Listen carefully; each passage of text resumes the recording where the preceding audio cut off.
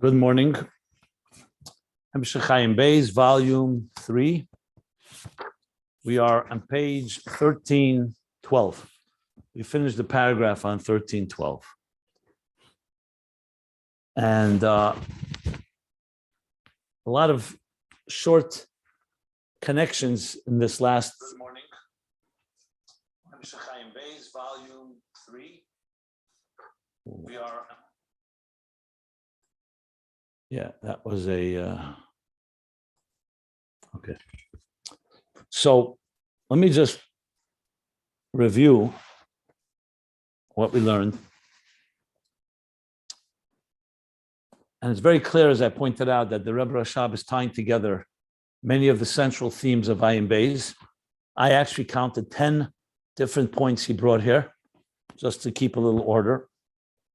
But the central point is one.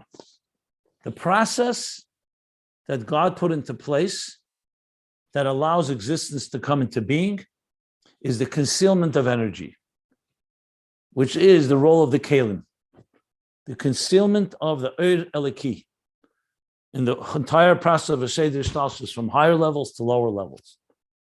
The highest level of Isalmus all the way to Habligvu, which is God's really unlimited and infinite capacity, all the way down, even in the Pnimi, even as the is beginning to manifest within the structure of existence, also there's concealment. Like he said, level 2 is that the level, once the is in the Kalim, it conceals the that's higher than the Kalim, as we discussed.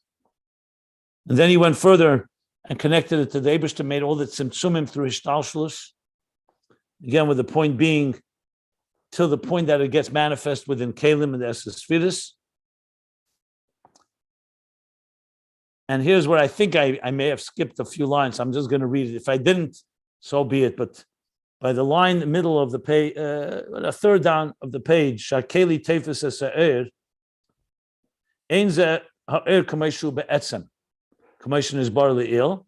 So I think I may have skipped the next two lines because there was two lines that are similar. V'zeu kamei b'slapshus ha'keiches be'evri aguf, shebayim ba'akshama kanal. So he's comparing it back to the example he gave before of our faculties, that what happens when the faculties manifest in the Evri Haguf, in the limbs and the organs of the body, they become shaboyim bebakshoma. They become more materialistic, becoming more tangible, more palpable, more concretized. We're talking about in the material sense of the word. So too with the Eris and Kalim above, like he said, this is all a dugma for the Eris and Kalim. Kamoikain, he says, Mashakeli tefeses ha'er, that the container grasps and contains the energy. Husha'er bo b'hakshama. The air is coming in a more hakshamadik way. The air is not as ethereal and subtle as it is in its purest form. L'gabe kameishu be'etzem, compared to how the air is on be'etzem in its own natural so-called habitat or environment. Okay. Then he went on and said that's why the Ikar Tfisas HaKelim is in Bina, because Chachma is Adayin Oir. The Oir is what is dominant. Even though in Chachma too, there's Pnimius and Chotzenius Chachma, in the parentheses. Then the next section was that the hierarchy and the very infrastructure of existence is dependent on this. That's the Milo Mata. So where there's more energy, or to put it this way, he says, the Milo Mata is totally in how much revealed oil there is. If the oil is more diminished, or more intense, or more abundant, so the higher level, the Kalim are more subtle, and therefore there's more energy that's shining through them. And it's Einem is Gashim kol kach mekmeshu be'etzem. It doesn't become so-called so tangible compared to the way it is be'etzem. But kol shalamata b'madrega, as we go down, the lower the level is, the Kalim become more mitzias, more substantial. And when that happens, the air is more diminished and more mitzias yeser. Again, more substance. And the same is with every sfira, befrat, It has, next thing was Pnimis HaChetzenis HaKelim, where the Pnimis HaKeli is more associated with the Ur, as we've discussed. I'll just mention it at length. We discussed this in Ayin Beis, that the Pnimis Ur is more the role of the Ur as it's receiving the Keli, like say the cup, even on a physical level, the inside of a cup of wine. So the inside is meant to be conducive to hold wine. The outside of the cup, the lip of the cup, is meant for you to be able to drink from it or to pour it to someone else. So there's a chetzenius and pnimis. That's just an example. In a deeper level, the pnimis hakeli would be like the words that the teacher uses to express the very much the idea. The chetzenius is more to find words that the student will relate to more. So chetzenius hakeli basically is more like levushim. It conceals more. Legabe pnimis hakeli. Because the lavushu shamayel mala'er, in order for the to come down to a lower level, you need more garment. Garment is a bigger concealer than a keli. So the chetzenius hakeli compared to pnimis is like a garment. Even though the truth is it's still a keli, it's still like an aver. But at the outer dimension behaves more like a garment. And he gave the example by slapshas patsufim zebazeh. Let me just elaborate a bit more with that. Remember, a partsuv is an sphera is chochma bina das. A partsuv is a composite of several spheres. Like partsuv of moichin would be chochma bina das. The partsuv of midas would be zoh, chesed through yesod. Chesed word the first netzach yesod. So partsuv means structure or like face. So there's slapshas patsufim zebazeh. Like he said, he quotes from Zeyitnu, the Maimer, is when these patsufim, like Moichin and Midas, interacting with each other. And then there's a slapshus, like we learned a few pages back, that when the Moichin goes into the Midas, only Chetzenius and Moichin goes in. So here again, you see the diminishment of a higher state as it enters into a lower state. And then he concluded, the last three lines, what we learned was the Klolos HaKelim Arinyonim Ulahaglas Ha'er. That's the general role of the container, is to limit the flow of the Eir. Because the Eir on its own, left on its own, is not in a particular parameter, particular defined identity in its fundamental nature. And for sure, it's not limited to just by his pashtus in the way it's expressing itself. It has a whole inner life, so to speak.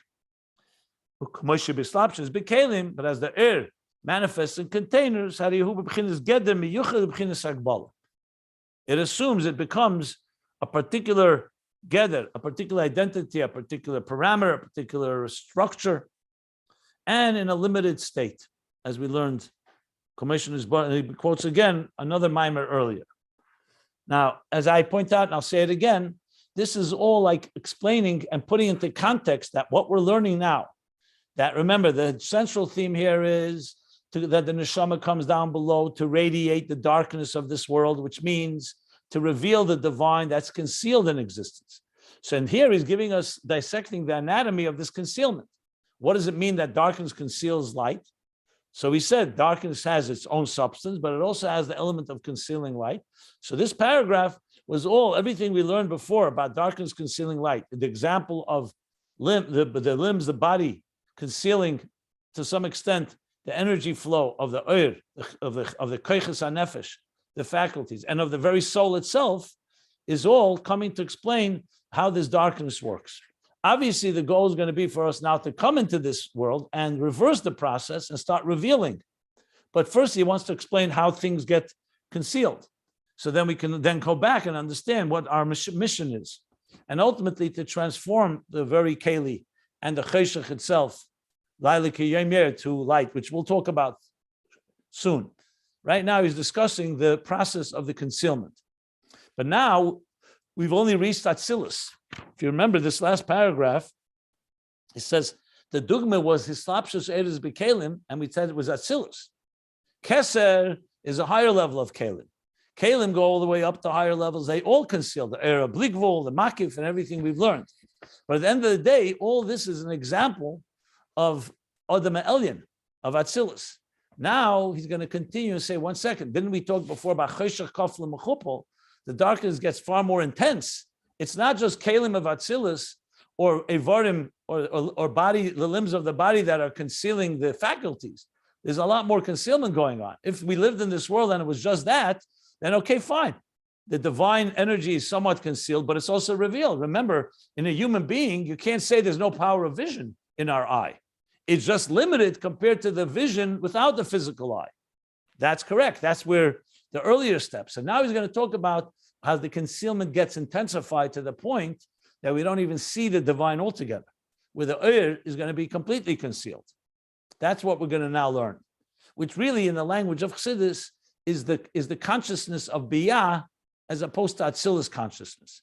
You know, we're very used to these words, Atzilus, Biy'a, but at the end of the day, they're just dimensions of divine revelation. Elikus, Begoli. Even Eres Bekelim and Atzilus is still Elikus Begoli. It's like a functioning body. You can't say a human body, a healthy body, sees, hears, uses intelligence. However, compared to the way Neshama is in Gan Eden, we spoke about the whole the paradigm shift. But now he's going to talk about where the concealment starts intensifying. And I have to tell you, and when we're reading this, this really takes us back almost 400 pages back to what I referred to yesterday, the Asa Kamet Tzimtzumim, the beginning of the Torah of the Magid. In the Torah of the Magid, after the Tzimtzumim, he then says that Tzimtzumim led us the Eira Sanar and Kalim. That's also tremendous Tzimtzumim and concealments. But now comes the next thing, is what's called the Parsa. The Parsa is what separates between Atzilus and Biy'a, and that creates another paradigm shift. And now we're shifting not just from Elikus in an infinite way to Elikus in a limited way. Now we're moving from Elikus to Yesh. Till now, you didn't see the word Yesh. It didn't say that the Kalim create. It says Mitzias. Mitzias, Hakshama, is something more tangible, defined, limited. But now we're going to go into the world of Yesh, which means an identity that's other than God. So far, you have not heard that. And definitely we haven't talked about Sitra Achra, Klippa, things that oppose God. We've talked about the limitation of the flow. So when you go back, and I don't know if anyone remembers, but when we started that discussion, that was a major theme that began the place where the Alter Rebbe Rashab began to discuss the transformation of the Tzimtzum.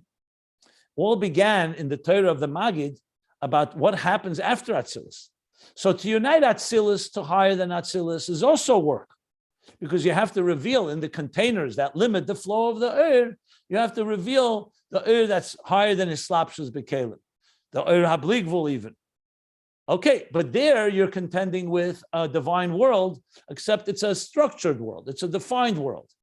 So for Atzilus to connect to that which is higher than Atzilus, it's very easy to understand how that's done, because you're not dealing with any menagid. There's no opponent. There's no resistance. It's just the. But remember, that's also not a chiddush. That's why the Alter Rebbe says in chapter 36 in Tanya that Atzilus and the worlds above, that can't be the kavanah, because to reveal Elikus and Atzilus, true, it's something, but Elikus was already on a higher level before Atzilus. So what's the chiddush of going into Atzilus and revealing levels higher than Atzilus? Dira b'tachteinim is the chiddush, where a world that is completely devoid consciously of the divine, of godliness, and there's actually a chosha that challenges and resists godliness. And there you reveal that's the kavanah. I'm just saying this for context purposes. So then that comes the question. But once you go below Atzilus, asked the Rebbe Rashab back, we're going back 400 pages approximately, and I could show you exactly where it is. The pages I referred to yesterday, which the Rebbe Rashab also is referring to, those Kamet Tzimtzumim. So then the question is, how can you have below Atzilus an experience of Atzilus and higher than Atzilus? Or in the broader sense of the question, how could a post-Tzimtzum reality experience a pre-Tzimtzum consciousness when Tzimtzum is so critical in the very creation of independence that we have? So this is all part of this discussion, even though he doesn't literally repeat with those words, but when you start reading, you see it parallels very much that theme. So the Rebbe Rashab is clearly connecting the ideas he spoke about then, which then went into the whole discussion of the Tzimtzum and its purpose, and then V'yadaita Hayom, the Shavuos Maimarim.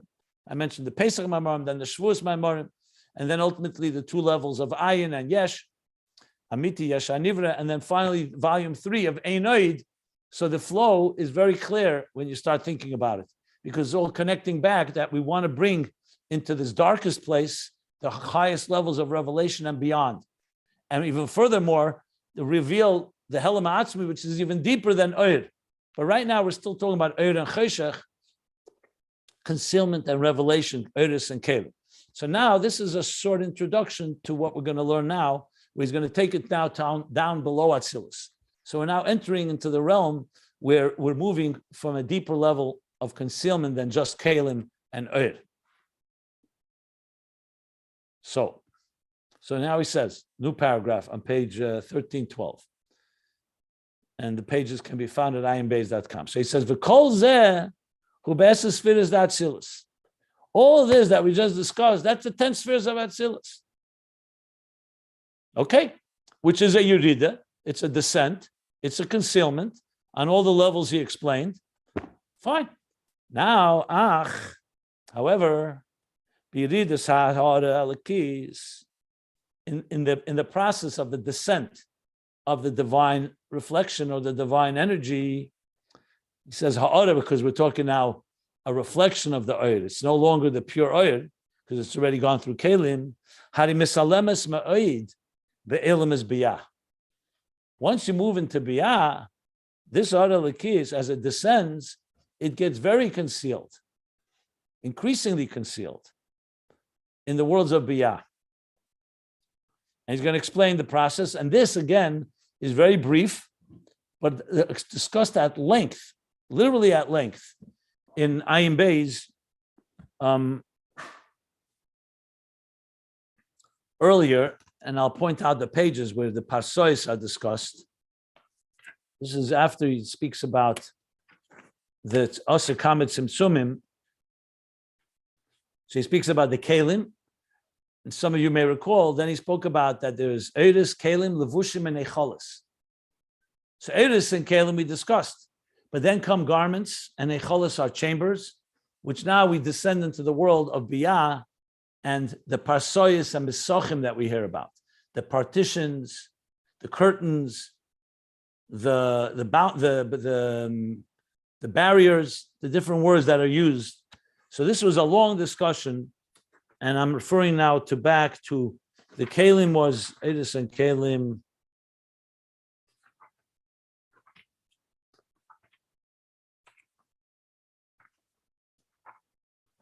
Well, the Asa Kamet Simsumim I pointed out yesterday was page 832. That's where began a long discussion that ultimately led into the next mimer. I'm just looking exactly. That's where he began. And then the Parsois begins. He talks about Levushim the Echolis here. Top of page 847. But the real place where it really gets into the thick of things is page 859. Then it goes on pretty long for pages upon pages, explaining the next shift, which is the curtains and the partitions that separate between Atzilus and Biy'a that he's now going to refer to. So now we've stated that this is all in Atzilus, Eiris, and Kalim, which is a state of concealment as elaborated on. But now we're going to deeper states of concealment.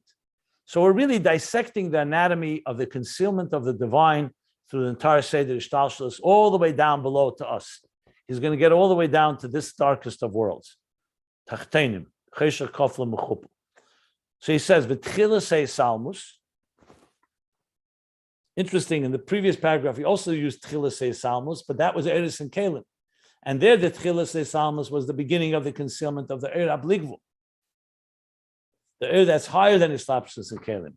Now he says, the Tchilas Salmus in Biy'a, Hu al Yedei HaParsa.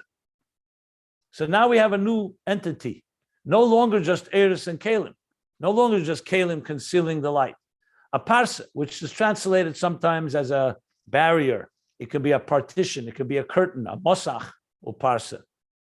It's a word in Aramaic, but it has all those meanings. Sometimes when we talk about the mesochim, you talk about the curtains in the Mishkan or the Beis Hamikdash, the partitions between the Holy of Holies and the Holy. So this was all discussed earlier in volume 2, all the levels of partitions. They don't just play a side role.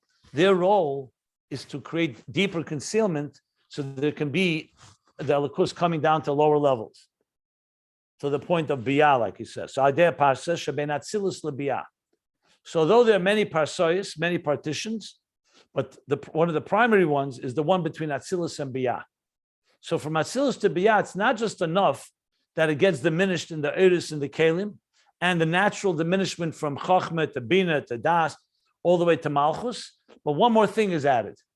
After Malchus of Atzilus comes a critical step. It's called a partition that actually, I don't like the word distort, but definitely fundamentally changes the Ur. So it's one thing when you diminish light by simply diminishing it. You narrow it, the focus, you dim the light. But it's another when you put up a curtain.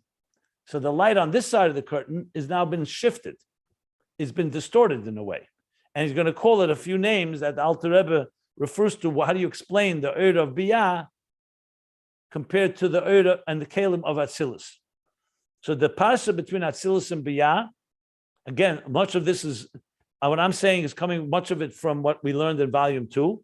Shemochusa Ur Atzilus ein mer klau b'Biy'a.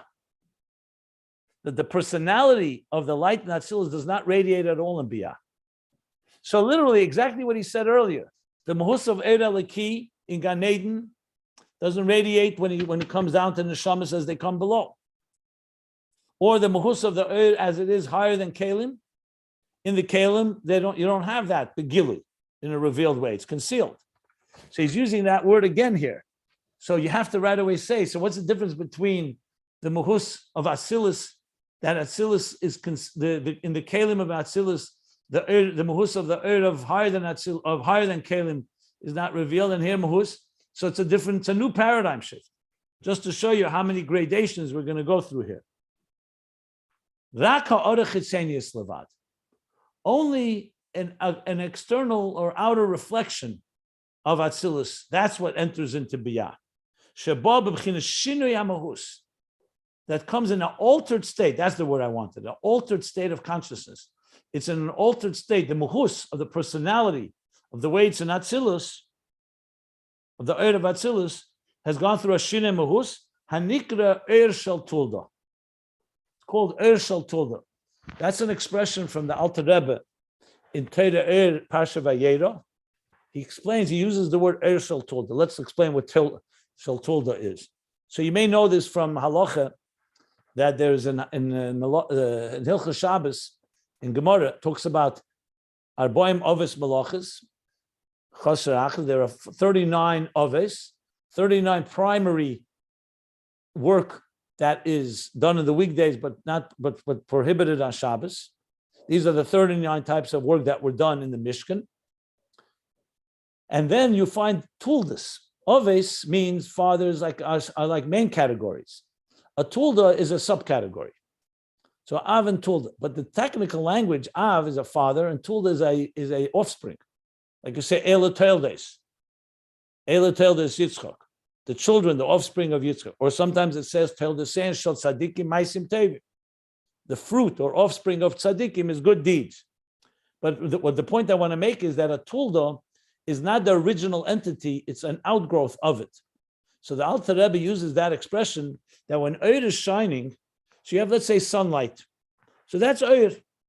The sunlight can go through diminishments. It travels for 8 minutes and some seconds down from the sun. Obviously, the sunlight as it reaches Earth is not with the same intensity as it's in the sun, or also throughout its journey. The journey has diminished the light to the point that we can contain it, and we can exist, and we don't burn up, and we don't get blinded.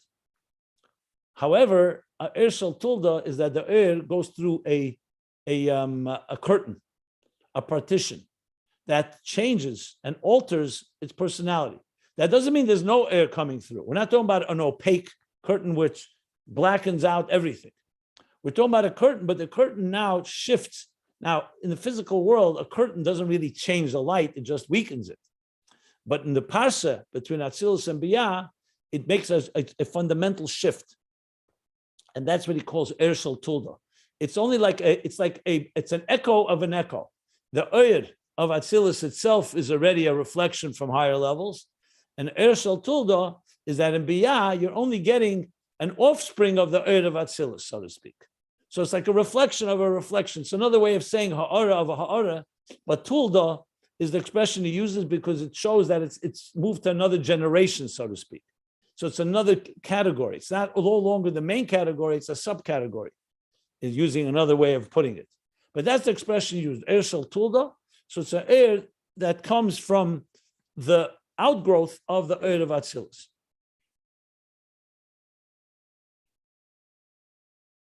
Okay. Now again, this was all discussed at length earlier. So now he says, but one second, in Biy'a, not all levels in Biy'a are equal. We know there are levels in Biy'a that do associate with Atzilus. So he's going to qualify. So let me explain. If we know there's nefesh, ruach, neshama, chai, yechida. So in Biy'a, there's the neshama, the air of the neshama of Biy'a is higher than the ruach of Biy'a. Ruach is usually the midas. Neshama is the chabad. So the higher levels of Biy'a, which is sometimes called the air and neshama of Biy'a, shemebchinas chitzenis hakelim de malchus da Atzilus. So in Eitz Chaim, he says that the neshama of Biy'a, which is the higher level of Biy'a, comes from the outer containers of malchus of Atzilus.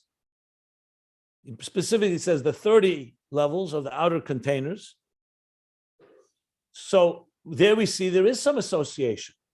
To say before you said the words, he says that Ein mea klal b'Biy'a. But we know that the neshama of Biy'a does have something. Yes, it's coming from the external parts of the kelim of Biy'a. Kelim of Malchus of Atzilus. And it's only Malchus of Atzilus, not the kelim of the higher levels.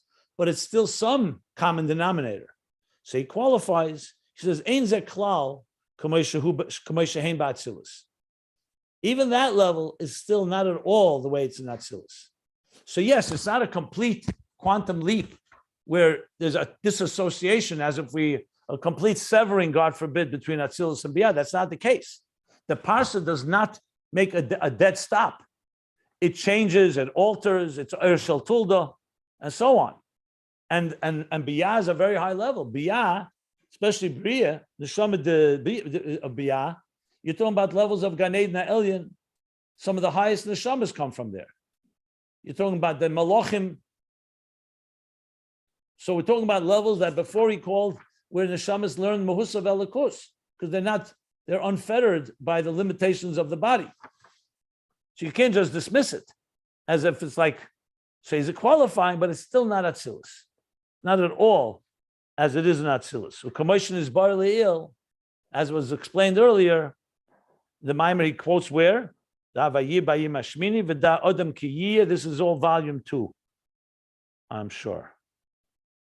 Volume 2, pages 949 and on. So there we go again. You see the same pattern, continuing to bring themes of ideas that were discussed earlier. Yes, and it was discussed at length actually there. Okay. So now we've moved from Atzilus to Biy'a. It's brief. It's only saying something that took tens and tens of pages earlier. He's just saying it in a few lines, but he's relying that we learned it earlier. And he's telling us where to look. The Rebbe Rashab is.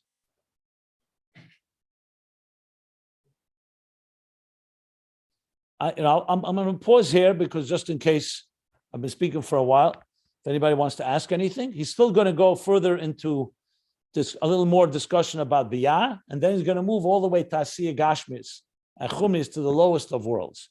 That's where this is headed, to the total concealment, as I explained before. But I'll stop here if anybody wants me to clarify or questions or comments. Is Oyer Neshama the Biy'a also a tale from Oyer Shel Tuldo Le'achar Parsa, or it's a separate category? If I recall correctly, the Oyer Shel Tuldo, I believe, is talking about the general Oyer of Biy'a. And the Oyer Neshama, I think, gets a little more than that because it gets something from Malchus of Atzilus. But I may be wrong. I would have to look it up in Teira Eir, Vayera.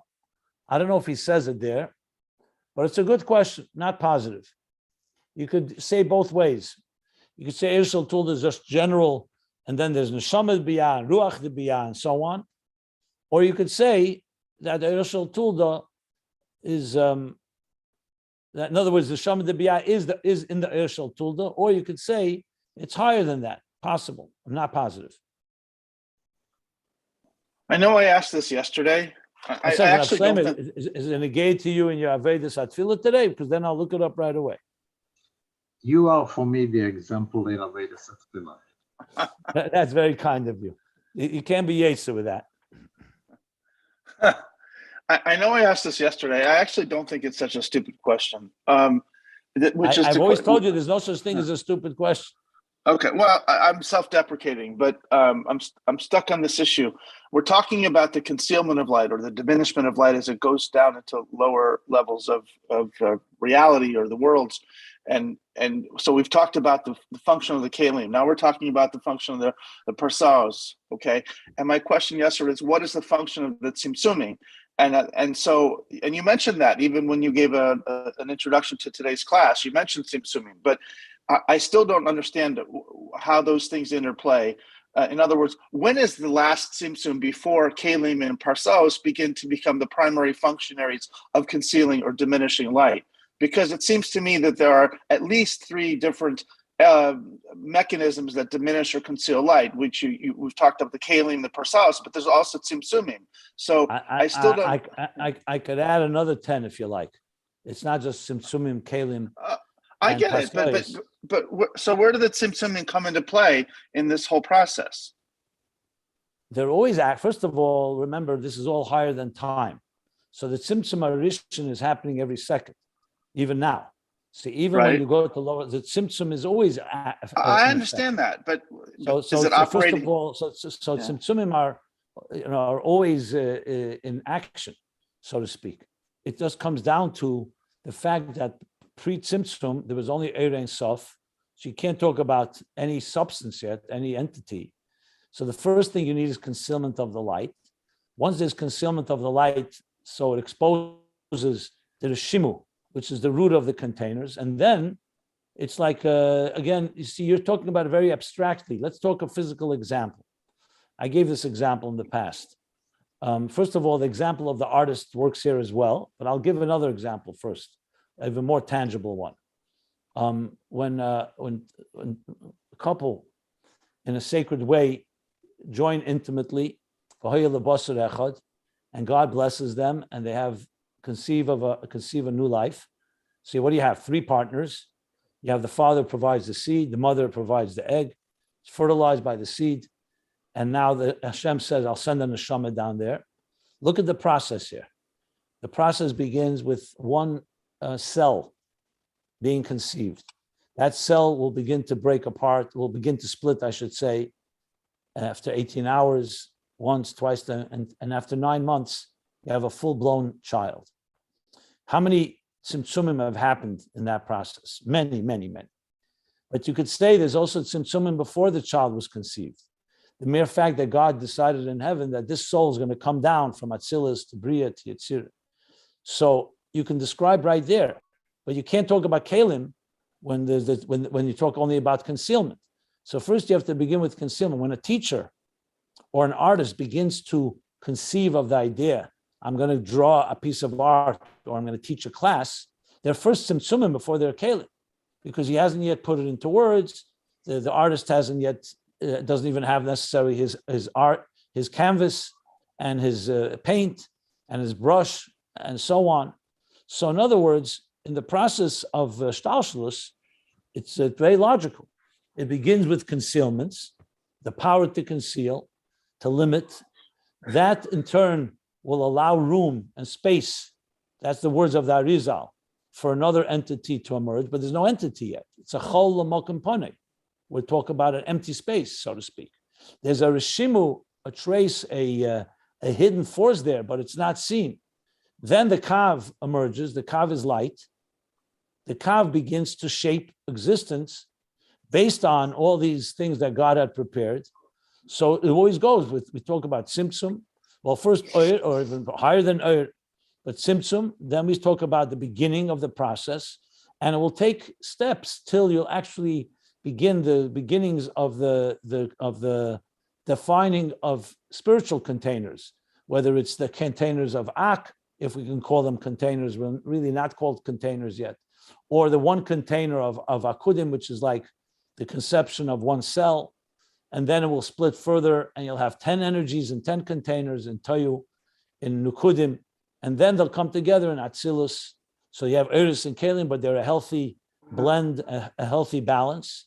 Now, the truth is there are Parsois even in those higher levels, as well as the Rebbe Rashab explained, because whenever you move down from level to level, you always need partitions and so on. So basically, it's a long process. Tzimtzumim are the initial step of concealment. Tzimtzumim are always going to be in effect. A keli essentially is using the power of tzimtzum. Remember, tzimtzum is called kelim, the Alter Rebbe says, then the chapter 3 in Shayich Ramuna. So there's something, a relationship between them.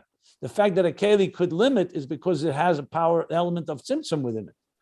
So this tzimtzumim effect, and then kelim becomes something more of substance, like we learned, and then furthermore, as you go further down, like you said, the kelim in Atzilus, as you go further down, the more substance the keli, the less oir, and then come additional elements like a parsa, a partition, and a mosach to move it from Atzilus to Biy'a. You need even more limitations, and this is the process that continues. Now, I just described it in general terms, but the truth is, it goes on and on. You could break it down into many, many levels. I mentioned before, Eidus, Kelim, Levushim, and Eicholis in volume 2. So the pages I described, literally, we're talking about over 100 pages just discussing what I just said now. So if you really want to get the full picture, I would suggest you have to learn that. But this is a summary of it. I get it. Well, so what you're saying is that the Parsaos and the Kelim are involved in the process of Tzimtzumim. Tzimtzumim are not independent of. It depends on which level. Parsaos. Everything in its own level. I mean, it's like anything. You know, it's like when you write something or you teach something. So there's an element of concealing the idea, but then there's the element of putting it into the right kelim to be expressed to someone. So this is everything we do in communication relationship. I would advise and suggest find something that you relate to and then dissect it. Like I just said, how we communicate. You're an attorney. You make presentations, right? Presentations have to have kelim in them. You have to speak to the people you want to persuade, right? So you're doing it all the time. All of us are doing it all the time. When I say concealment isn't purely concealing. Concealing also means that you can't share the whole brilliance of the idea in one shot. So you have to conceal, you have to dress it up. Sometimes you need to explain it more. So the process of this is happening in our lives all the time. So the easiest way to understand is to find something that you relate to personally and dissect it.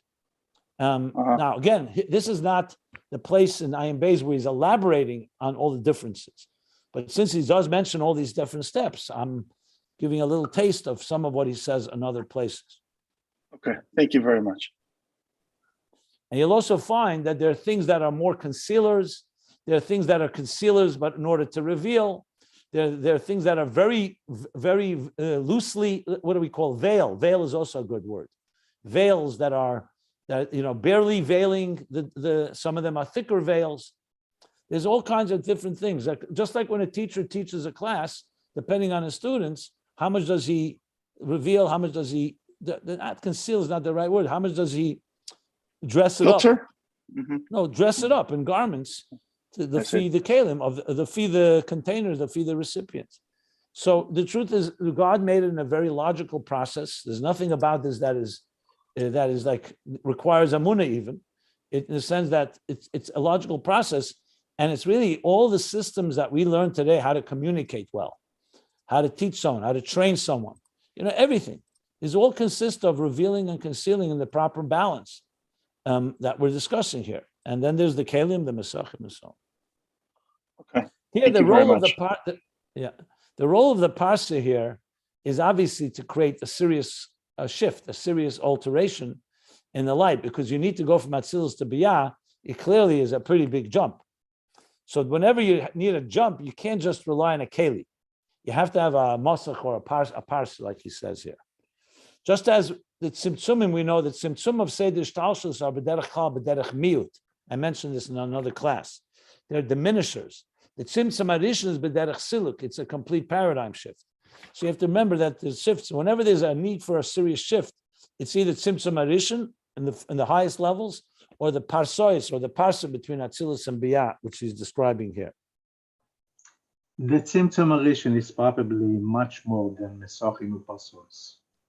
It's correct, but in Chassidus, when you talk about microcosm, macrocosm, the parsa between Atzilus and Biy'a is compared in Zohar Rampin, in like Elam Katan Za'adam, like we talk about, there's Elam is Abiyad the Klolos, Abiyad the Proteus, is compared to the Tzimtzum harishon, which is between Atzilus the Klolos and Biy'a the Klolos. Because remember, Ak is the beginning of Biy'a in macrocosm. So the parsa between Atzilus and Biy'a in microcosm is compared to the Tzimtzum harishon.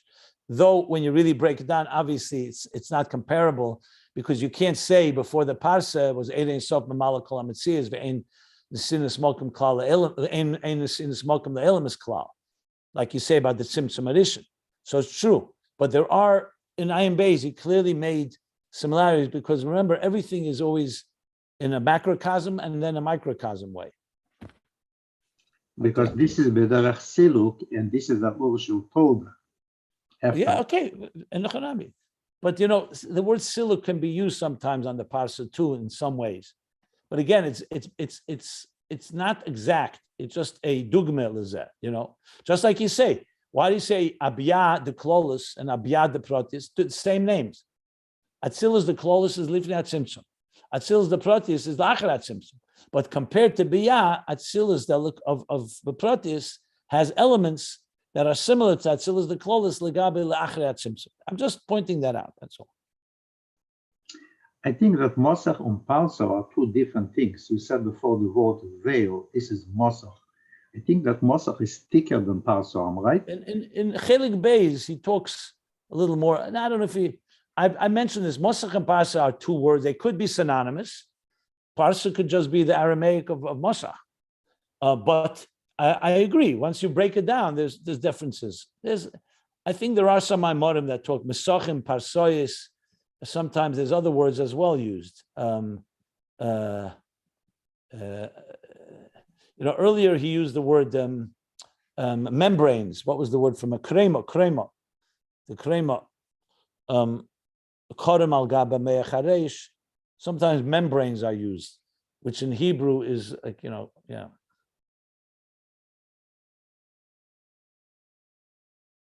It's similar when you speak about klippas. So klippa means a shell. Now you could have a coconut shell, and you could have the shell of a walnut, or what do they call them? The small little brown nuts, the Albert, not whatever they're called. Or you could have the shell of a grape, or an orange, or an apple. They're all klippas, but some are thicker and they conceal more, and some are thinner, and some are even transparent. You could see through the skin of let's say a grape, or an olive is a little thicker. So Al Derech Zeh has also talked about Mesachim Parsois, that it all comes down to how thick they are and how much are they revealing, how much they're concealing.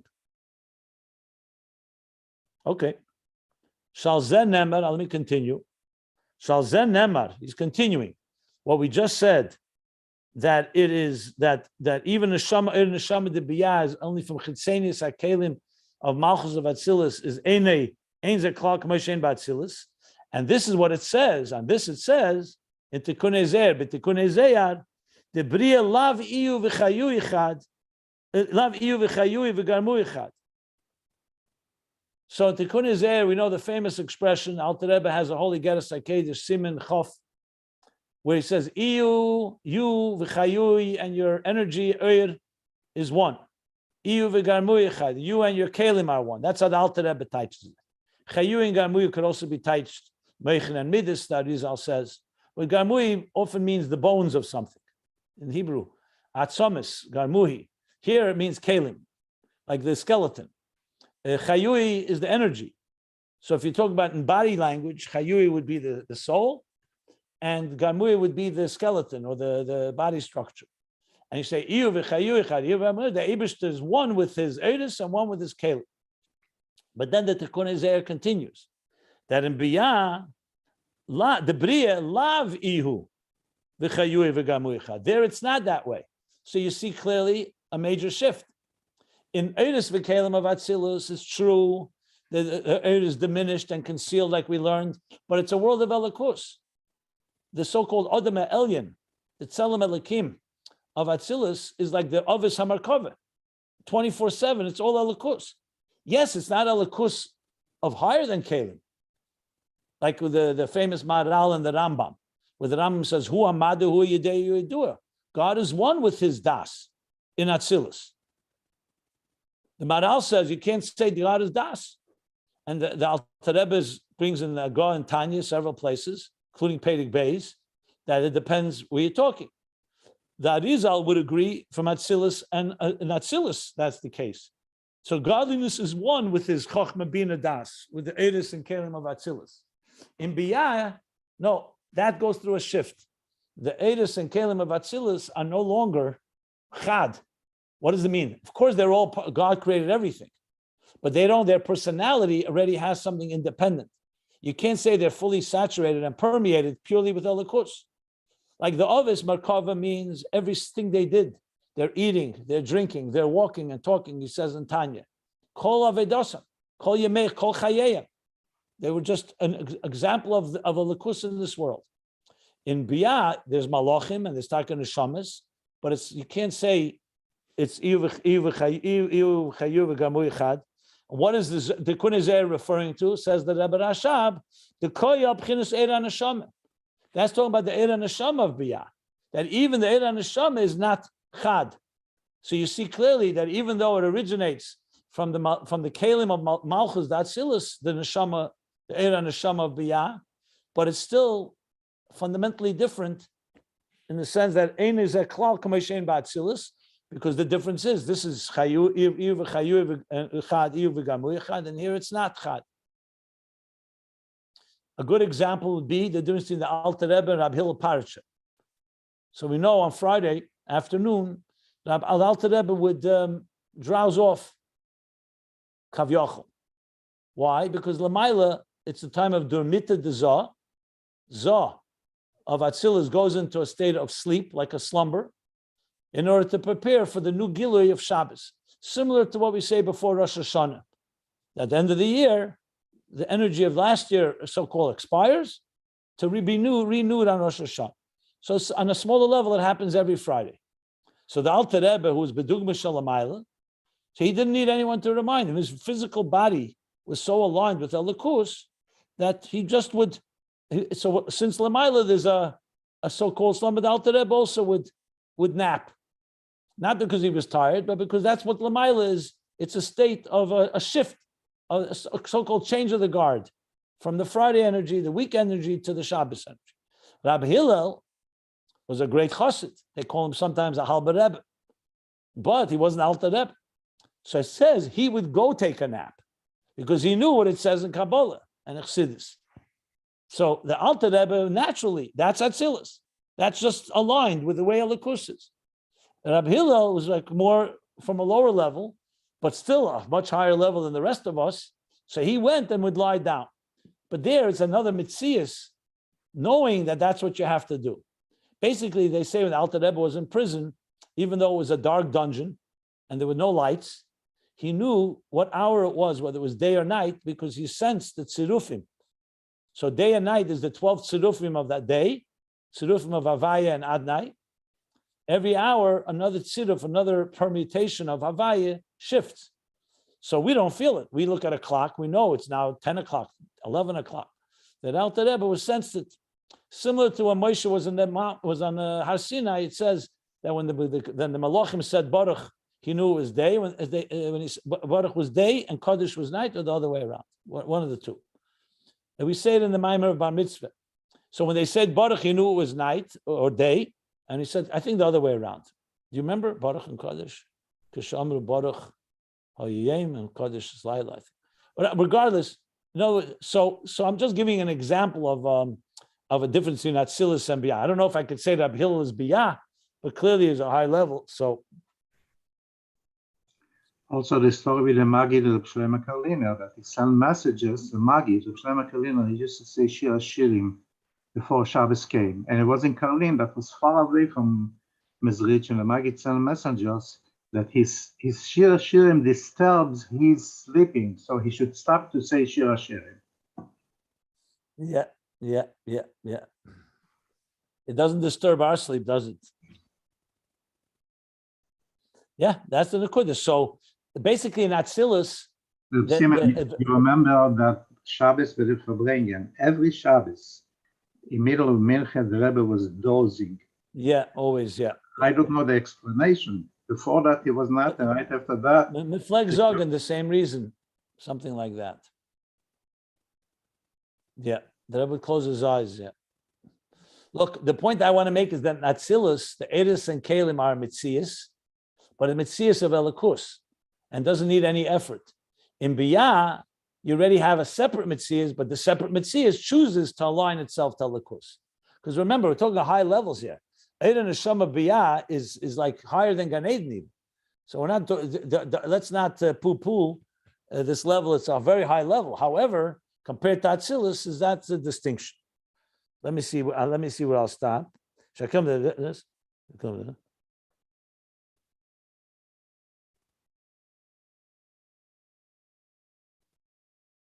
Yeah, I think it's good to stop here. He's going to continue explaining this further, and we'll learn that tomorrow. So, yeah, we'll stop here. It's a good place to stop. Anyone that wants to ask anything, or I think it's relatively. I mean, listen, we still need to understand personally the application of Biy'a and Atzilus, but everybody can relate to. There are moments when we're like, Yom Kippur could be more an Atzilus experience, and a regular Shabbos or a regular day could be more of a Biy'a experience. You could always find in your life different stages where you're more so-called completely aligned with what God wants of you, and times when you're not. And I'm not talking about now the other direction. I'm talking about times when you feel like a fish in water, like you're fully immersed and fully committed, and times when we're not, and we work on it. So you could find examples of this in Aveda. I don't want to go there right now because I don't want to distract, but it's just important to be able to apply this to ourselves. You always have to find an example in your life where you have an Atzilus experience or you have a Biy'a experience. That is always critical to really relate to these ideas, or else they become, as I always say, mechanical, mathematical, abstract, philosophical.